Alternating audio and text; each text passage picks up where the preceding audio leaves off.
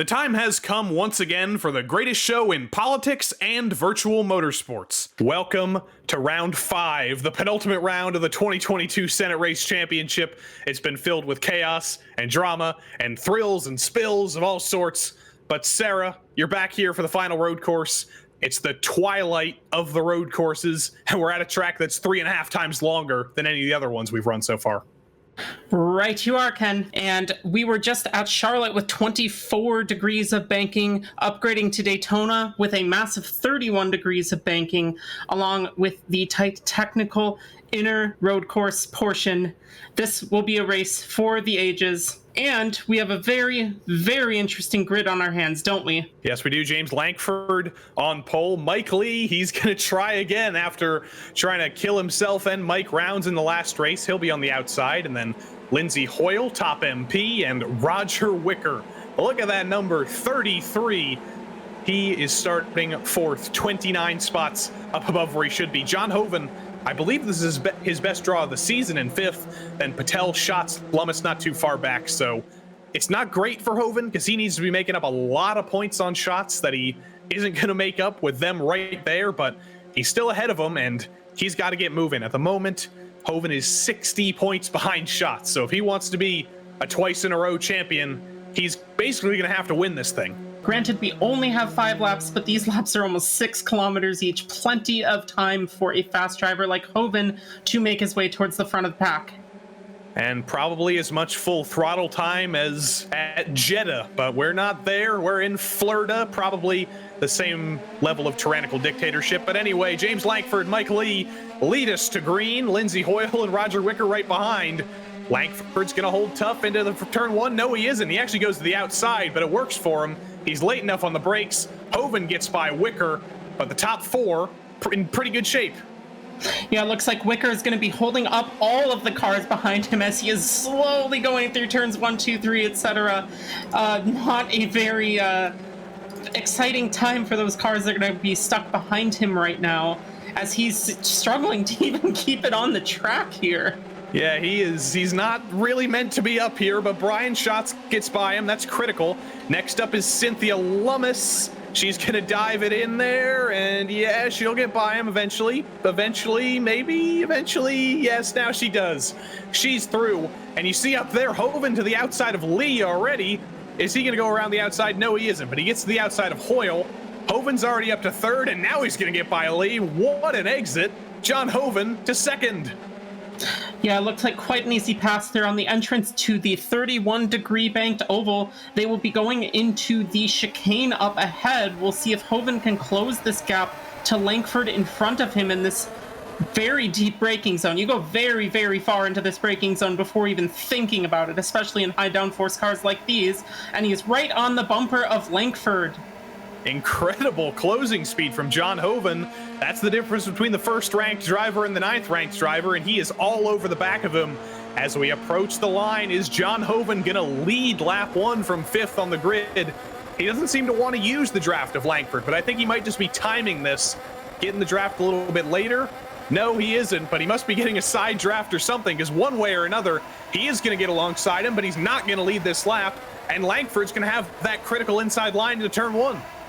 I find myself questioning physics a little bit here, as Hoven was maxing out his revs a third of a way down that straight and was still able to overtake Lankford.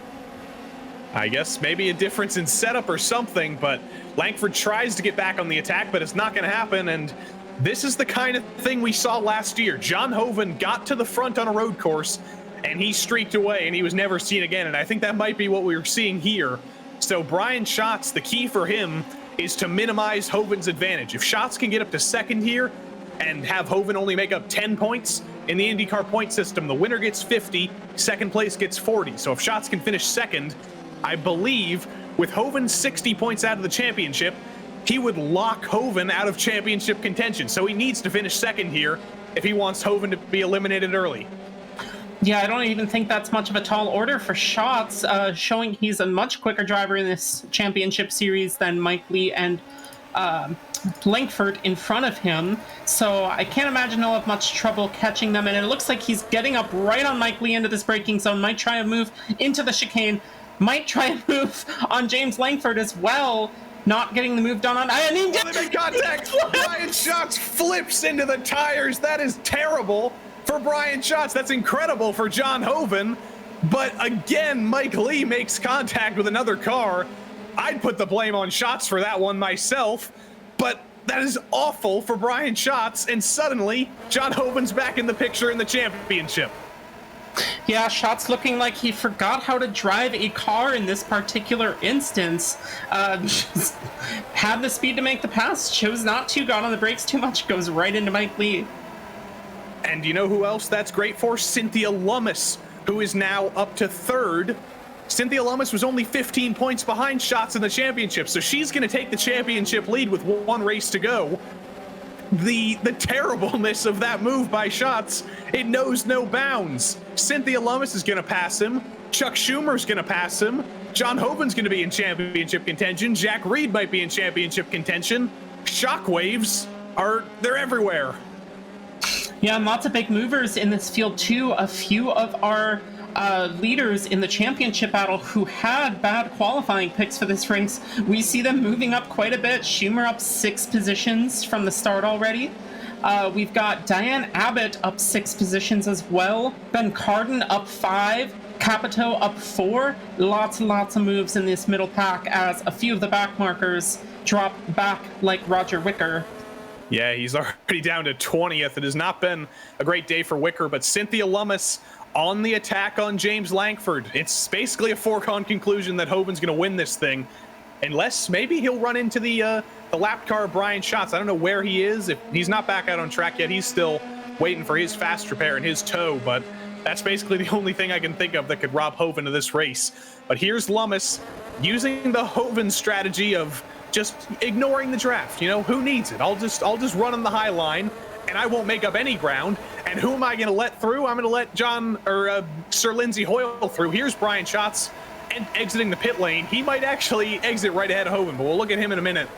Hoyle gets to the inside of Lummis. Hoyle gets to the inside of Langford.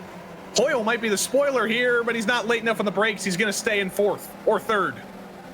Hoyle almost hitting that tire barrier in the inside of turn 1 there. Decided against it, but he was able to keep his position anyways ahead of Cynthia Lummis. I gotta interrupt you here, Sarah. Schatz and Hoven, exactly what I thought might happen happened. He's stuck behind him. Oh, but he gets through him. Schatz, he needed to defend that a little bit harder, maybe force Hoven into a mistake, but he wasn't able to. And there goes Hoven. And now these guys are actually going to reach Brian Schatz too, likely, because he's on those cold tires. He's going to be really slow. Oh, Schatz might play a role in the battle for second as well, which he needs to do. He needs Lummis to finish as low as possible as well. Yeah, backstabbing and treachery is not out of the question for politicians, so it wouldn't be out of the question for Schatz to pull some sort of move here to ensure that his championship contenders do not finish the race in a good position. Here's the battle again with Lummis and Hoyle. Lummis trying to get to the outside, but Maisie Hirono is going to send it to the inside of Lummis. Doesn't do anything with it, though. And you know, another storyline here. Maisie Hirono, where's she from? She's from Hawaii. She is Brian Schatz's fellow Hawaii senator. Maybe Maisie Hirono could do a little bit of work here and tell Cynthia Lummis, you're going into the runoff area, you're not scoring points, and I'm helping out my fellow Hawaii senator. It looks like we've got Hirono right up on the bumper of Hoyle here. Probably going to pull down to the inside of turn 1 and try to make that move stick. On the outside, we've got Lummis. We're going to be going 3 wide into turn 1 nearly. And it looks like Hirono backs out, is able to get the move done as Hoyle goes wide. And Hirono is now up above Hoyle. Super late on the brakes for Hoyle, and it didn't quite work out for him. Cynthia Lummis is going to get to the outside here. Can she sweep around the outside in the International Horseshoe? No, she can't yet. She's still there. They're going to be side by side here through this dogleg. Is Lummis going to be clear? Yes, she is. That's Shelly Morcap. No, that's Thune. That car is destroyed. We'll take a look at what happened to him on the replay. But here is the continuing battle. Hirono is now clear of Schatz. No, that's Langford clear of Schatz. Langford's in second.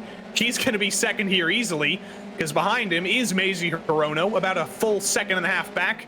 who has taken care of Cynthia Lummis, who has taken care of Lindsay Hoyle. It looks like just about everything's solved here, but we've still got a couple more corners to go. Cynthia Lummis and Maisie Hirono on the attack of each other, but here's John Hoven, the man who took the lead on lap 1 or lap 2 or whenever it technically was, and he's been nowhere to be seen for the rest of the race. He had a little bit of a scary interaction with the lap Brian shots, but it doesn't appear to have thrown him off at all. And through the final corner, down the front straightaway, John Hoven, it took him long enough. He's gonna win, and he's gonna be in championship contention. It looks like Cynthia Lummis making a move on Langford, coming to the finish line. Langford able to hold it.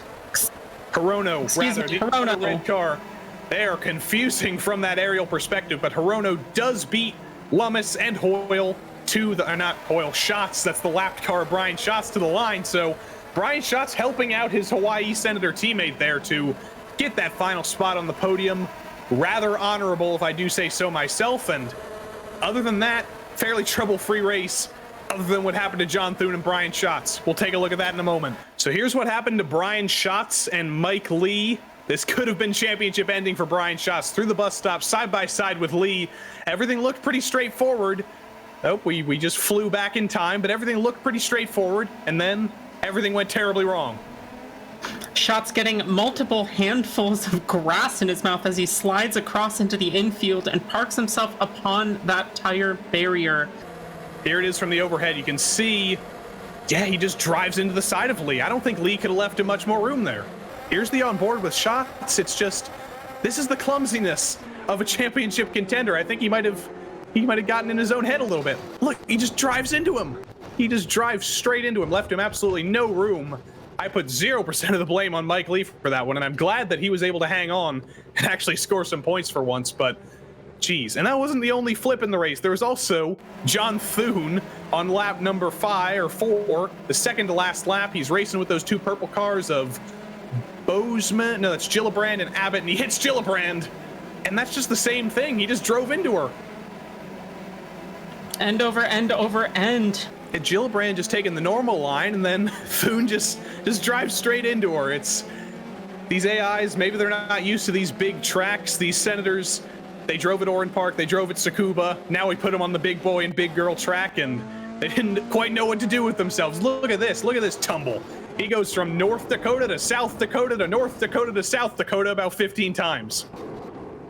This has been a Senate race of drama and chaos, if there has ever been one, but we're going to calculate the championship point standings. We're going to tell you who our championship contenders are, and we'll be right back. All right, the points with one race to go. Here are your championship for Cynthia Lummis, Brian Schatz, Chuck Schumer, and John Hoven. How ironic that we're going into Phoenix with a championship for. Sarah, if you had to pick one of these, who would be your pick? Well, really, it's going to come down to a coin flip between all of these guys, as we've seen in the races tonight. Qualifying towards the front does help quite a bit, though, on an oval like Phoenix. Who knows? It's anyone's game. John Hoven's quite a few points back. I gotta say I'm feeling the Brian Schatz pick. Well, we will see what happens, but before we get to that championship finale, it's the World Leaders Race. 35 of your favorite world leaders will go to battle at Phoenix for 19 laps and determine who will be crowned the world champion. But we'll do that, and then after that, we'll get to the championship finale. But tomorrow, it's World Leader time. See you there.